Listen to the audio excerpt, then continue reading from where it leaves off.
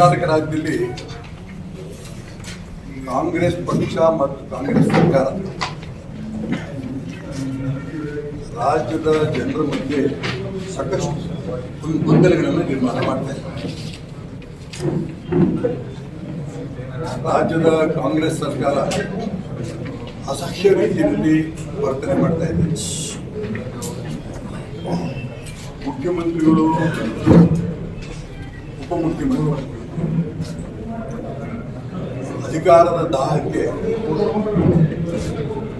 ಹೇಳಿಕೆಗಳೇ ಗೊಂದಲ ಆಗಿದೆ. ಮುಖ್ಯಮಂತ್ರಿ ಸ್ಥಾನದ ಬಗ್ಗೆ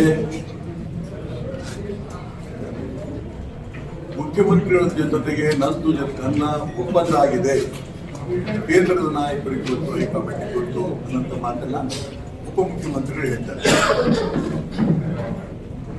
ಮುಖ್ಯಮಂತ್ರಿಗಳು ನೇರವಾಗಿ ಹೇಳ್ತಾರೆ, ನನಗೂ ಉಪಮುಖ್ಯಮಂತ್ರಿಗಳು ಯಾವುದೇ ಒಪ್ಪಂದ ಆಗಿಲ್ಲ ಅನ್ನೋ ಗಾದೆ ಇದೆ. ಇದ್ದಿಬ್ಬರಲ್ಲಿ ಕದ್ದೋರು ಯಾರು ಅಂತ ಈ ಮಾತು ಕದೀತಾ ಇರೋದು ಯಾರು?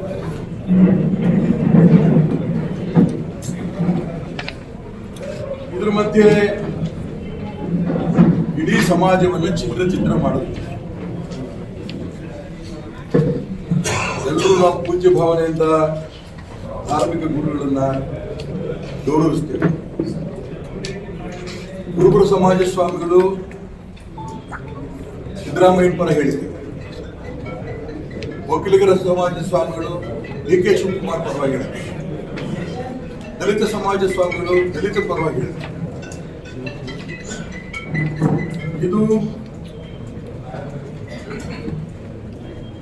ಜೊತೆಗೆ ಸ್ವಾಮಿಗಳು ಹೊಡೆದಿದ್ದಷ್ಟೇ ಅಲ್ಲ, ಶಾಸಕರು ಗುಂಪು, ಕಾರ್ಯಕರ್ತರು ಗುಂಪು, ಮಂತ್ರಿಗಳು ಗುಂಪು, ಈ ರೀತಿ ಗುಂಪುಗಾರಿಕೆ ಏನು ಮಾಡಬೇಕು ಅನ್ನೋದನ್ನ ಜನಕ್ಕೂ ಅನುಮಾನ, ಕಾರ್ಯಕರ್ತರಿಗೂ ಅನುಮಾನ, ಅಧಿಕಾರಿಗಳು ಅಂತ ಆರಾಮ ಬಲಿಗೆ ಯಾವ ಅಭಿವೃದ್ಧಿ ಕೆಲಸ ಇಲ್ಲ. ಈ ಮಧ್ಯೆ ಇಬ್ರು ಹೇಳ್ತಾ ಇದ್ರು, ಹೈಕಮಾಂಡ್ ತೀರ್ಮಾನಕ್ಕೆ ನಾವು ಬದ್ಧ. ತುಂಬಾ ಆಶ್ಚರ್ಯ ಅಂತಂದ್ರೆ ಎಐಸಿಸಿ ಅಧ್ಯಕ್ಷರು ಮಾನ್ಯ ಮಲ್ಲಿಕಾರ್ಜುನ್ ಖರ್ಗೆ ಅವರು ನನಗೇನು ಕೇಳಬೇಡಿ, ನನಗೆ ಗೊತ್ತಿಲ್ಲ, ಹೈಕಮಾಂಡ್ ಕೇಳಿ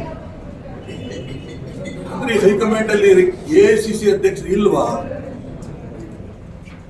ಸೋನಿಯಾ ಗಾಂಧಿ, ರಾಹುಲ್ ಗಾಂಧಿ, ಪ್ರಿಯಾಂಕಾ ಗಾಂಧಿ, ಗಾಂಧಿ ಕುಟುಂಬಕ್ಕೆ ಕಾಂಗ್ರೆಸ್ ಒತ್ತೆ ಇಟ್ಬಿಟ್ಟ. ಎಲ್ಲಾ ಗೊಂದಲ ಇವತ್ತು ನಮ್ಗೆ ಕಾಣ್ತಾ ಇದೆ. ಡಿನ್ನರ್ ಮೀಟಿಂಗು, ಬ್ರೇಕ್ಫಾಸ್ಟ್ ಮೀಟಿಂಗು, ಇದರಲ್ಲೇ ಕಾಲಹರಣ ಆಗುತ್ತಾ ಇದೆ. ರಾಜ್ಯದ ಅಭಿವೃದ್ಧಿ ಬಗ್ಗೆ ಏನು ಚರ್ಚೆ ಇಲ್ಲ. ಈ ರೀತಿ ಒಂದು ರೀತಿ ಅಸಖ್ಯ ಹುಟ್ಟುತ್ತೋರಿ ರೀತಿಯಲ್ಲಿ ರಾಜ್ಯದ ಕಾಂಗ್ರೆಸ್ ಜನರ ಮಧ್ಯೆ ಮಾಡ್ತಾ ಇರೋದು ಬಿಜೆಪಿ ತುಂಬಾ ಆಶ್ಚರ್ಯ. ಚುನಾವಣಾ ಸಂದರ್ಭದಲ್ಲಿ ಕ್ರಿಶ್ಚಿಯನ್, ಹಿಂದೂ, ಮುಸ್ಲಿಂ ನಾವೆಲ್ಲರೂ ಒಂದೇ ಅಂತ ಹೊಗಳೇ ಹೊಡಿತಾ ಇರೋಂಥ ಈ ಕಾಂಗ್ರೆಸ್ ನಾಯಕರು ಯಾವ ಮಸೀದಿಗೂ ಹೋಗ್ತಿಲ್ಲ, ಯಾವ ಚರ್ಚಿಗೂ ಹೋಗ್ತಿಲ್ಲ, ಕೇವಲ ಹಿಂದೂ ದೇವಸ್ಥಾನಗಳಿಗೆ ಮಾತ್ರ ಹೋಗ್ತಿದ್ದಾರೆ. ಅವ್ರ ಹಿಂದುತ್ವ ಒಳಗಡೆ ಇದೆ. ಆ ಹಿಂದುತ್ವದ ಮುಖಾಂತರ ನಾನು ಉಳಿತೀನಿ ಅನ್ನೋಂಥ ಭಾವನೆ ಕಾಂಗ್ರೆಸ್ ನಾಯಕರಿಗೆ ಇರೋದ್ರಿಂದ ಅವ್ರ ಹೊಗಳೆಯನ್ನ ಜನ ಒಪ್ಪಲ್ಲ, ಹಿಂದುತ್ವದ ಬಗ್ಗೆ ಜನ ಮನವರಿಕೆ ಮಾಡ್ಕೊತಾ ಇದ್ದಾರೆ. ಹಾಗಾಗಿ ಈ ನಿನ್ನೆಯಿಂದ ಒಂದು ಹೊಸ ಸಮಸ್ಯೆ, ಹೈಕಮಾಂಡ್ ತೀರ್ಮಾನ ಮಾಡುತ್ತೆ ಅನ್ನೋದು ಇವ್ರಿಗೆ ಹೇಳ್ತಾ ಇದ್ದಾರೆ. ಎಐಸಿ ಅಧ್ಯಕ್ಷರು ಹೇಳಿದ್ರು ಹೈಕಮಾಂಡ್ ತೀರ್ಮಾನ ಮಾಡುತ್ತೆ, ನಾನಲ್ಲ ಅಂತ. ಈಗ ಹೈಕಮಾಂಡ್ ಎಐಸಿಸಿ ಮುಖಾಂತರ ಹೇಳಿದ್ರು, ಅವರೇ ಸಮಸ್ಯೆ ಇದು. ರಾಜ್ಯದ ಸ್ಥಳೀಯರು ಅವರೇ ಕೂತ್ಕೊಂಡು ಬಗೆಹರಿಸಲಿ. ಇಷ್ಟು ದುರ್ಬಲ ಆಯ್ತಾ ಕಾಂಗ್ರೆಸ್ಸಿನ ನಾಯಕತ್ವ? 125 ವರ್ಷದ ಕಾಂಗ್ರೆಸ್ ಪಕ್ಷದ ಸ್ಥಿತಿ ಇವತ್ತು ಈ ಸ್ಥಿತಿ ಬಂದೋಗಿದೆ. ಹಾಗಾಗಿ ಕರ್ನಾಟಕ ರಾಜ್ಯ ಜನ ಯಾವ ರೀತಿ ಇಡೀ ದೇಶದಲ್ಲಿ ಬಿಹಾರ ಆಯಿತು, ಸ್ಥಳೀಯ ಸಂಸ್ಥೆಗಳ ಚುನಾವಣೆಗಳಾಯಿತು, ಮಹಾರಾಷ್ಟ್ರ ಆಯಿತು, ಕೇರಳ ಆಯಿತು, ಅರುಣಾಚಲ ಪ್ರದೇಶ ಆಯಿತು, ಹೀಗೆ ರಾಜ್ಯದಲ್ಲೂ ಕೂಡ ಕಾಂಗ್ರೆಸ್ ಪಕ್ಷವನ್ನ ಧೂಳಿಪಥ ಮಾಡೋದಕ್ಕೆ ತಯಾರಾಗಿದ್ದಾರೆ ಅಂತ ನನಗಂತೂ ಅನ್ಸುತ್ತೆ. ಯಾವ ಸಂದರ್ಭದಲ್ಲೇ ಚುನಾವಣೆ ಬಂದರೂ ಕೂಡ ರಾಜ್ಯದಲ್ಲಿ ಬಂದು ಕಾಂಗ್ರೆಸ್ ಬರೋಷ್ಟೇ ಬರೋಲ್ಲ. ಇದು ಒಂದು. ಎರಡನೇ ಅಂಶ, ಈ ದ್ವೇಷ ಭಾಷಣದ ವಿರೋಧಿ ಮಸೂದೆನ ಒಂದು ರೀತಿಯ ಅಘೋಷಿತ ತುರ್ತು ಪರಿಸ್ಥಿತಿ ಅಂತ ನಾನು ಕರೆಯಕ್ಕೆ ಇಷ್ಟಪಡ್ತೇನೆ. ತುರ್ತು ಪರಿಸ್ಥಿತಿ ಸಂದರ್ಭದಲ್ಲಿ ಯಾರು ಭಾರತ್ ಮಾತಾ ಕಿ ಜೈ ಒಂದೇ ಮಾತ್ರ ಅಂತ ಘೋಷಣೆ ಕೂಗಿದ್ರು ಅಂತವ್ರನ್ನು ಸೇರಿ ಇಡೀ ದೇಶದ ವಿರೋಧ ಪಕ್ಷದ ನಾಯಕರನ್ನೆಲ್ಲರೂ ಕೂಡ ಜೈಲಿಗೆ ತಳ್ಳಿದ್ರು. ಆದ್ರೆ ಭಾರತ್ ಮಾತಾ ಕಿ ಜೈ ಒಂದೇ ಮಾತ್ರ ಘೋಷಣೆಗಳು ಕೂಡ ರಾಷ್ಟ್ರದ್ರೋಹ ಘೋಷಣೆಗಳಾಗಿತ್ತು. ಆದ್ರೆ ಅವತ್ತು ಸರ್ವಾಧಿಕಾರಿ ಅಂತ ವರ್ತನೆ ಮಾಡಿ ತುರ್ತು ಪರಿಸ್ಥಿತಿಯನ್ನು ತಂದಂತಹ ಶ್ರೀಮತಿ ಇಂದಿರಾ ಗಾಂಧಿ ಅವರು ಕಾಂಗ್ರೆಸ್ ಸರ್ಕಾರ ಅವತ್ತು ನಿರ್ನಾಮ ಆಯಿತು. ಕೇಂದ್ರದಲ್ಲಿ ಸರ್ಕಾರ ಹೋಯಿತು. ರಾಷ್ಟ್ರಭಕ್ತರಿಂದ ಕೂಡಿದಂತ ಜೈಲಲ್ಲಿ ಹೋರಾಟ ಮಾಡ್ಕೊಂಡು ಬಂದಂತ ಎರಡನೇ ಸ್ವಾತಂತ್ರ್ಯಕ್ಕೋಸ್ಕರ ಹೋರಾಟ ಮಾಡಿದಂತ ನಾಯಕರ ನೇತೃತ್ವದಲ್ಲಿ ಸರ್ಕಾರ ಬಂತು. ಈಗ ಈ ದ್ವೇಷ ಭಾಷಣದ ವಿರೋಧಿ ಮಸೂದೆ ಕಾಂಗ್ರೆಸ್ ಸರ್ಕಾರ ಏನೇನು ತಂದಿದೆ, ಆ ಹಿಂದೂ ನಾಯಕರನ್ನ, ಹಿಂದೂ ಸಂಘಟನೆಗಳನ್ನ ಹತ್ಯೆಗೆ ತಂದಿರಂತ ಒಂದು ಕರಾಳವಾದ ಶಾಸನ ಇದೆ. ಕಾಂಗ್ರೆಸ್ ಪಕ್ಷ ಪಾಕಿಸ್ತಾನ್ ಜಿಂದಾಬಾದ್ ಅಂತ ಕೂಗೋರ್ನ ಅರೆಸ್ಟ್ ಮಾಡಲ್ಲ, ಜೈಲಲ್ಲಿ ಕಳಿಸಿಲ್ಲ. ಮೊನ್ನೆ ಬೆಳಗಾವಿನಲ್ಲಿ ನಡೆದಂತ ಅಧಿವೇಶನದಲ್ಲಿ ಸ್ವತಃ ಪರಮೇಶ್ವರ್ ಹೇಳಿದ್ರು ಪಾಕಿಸ್ತಾನ್ ಜಿಂದಾಬಾದ್ ಅಂತ ಇಷ್ಟು ಕಡೆ ಘೋಷಣೆಗಳು ಕೂಗಿದ್ದಾರೆ. ಅವ್ರು ಎಷ್ಟು ಜನ ಜೈಲಲ್ಲಿದ್ದಾರೆ? ರಾಷ್ಟ್ರದ್ರೋಹಿಗಳಲ್ವಾ? ಯಾಕೆ ಕಾಂಗ್ರೆಸ್ ಪಕ್ಷ ಪಾಕಿಸ್ತಾನ ಜಿಂದಾಬಾದ್ ಕೂಗಿ ರಕ್ಷಣೆ ಮಾಡ್ತಾ ಇದ್ದೀರಿ? ಇದಕ್ಕೆ ಉತ್ತರ ಇಲ್ಲ.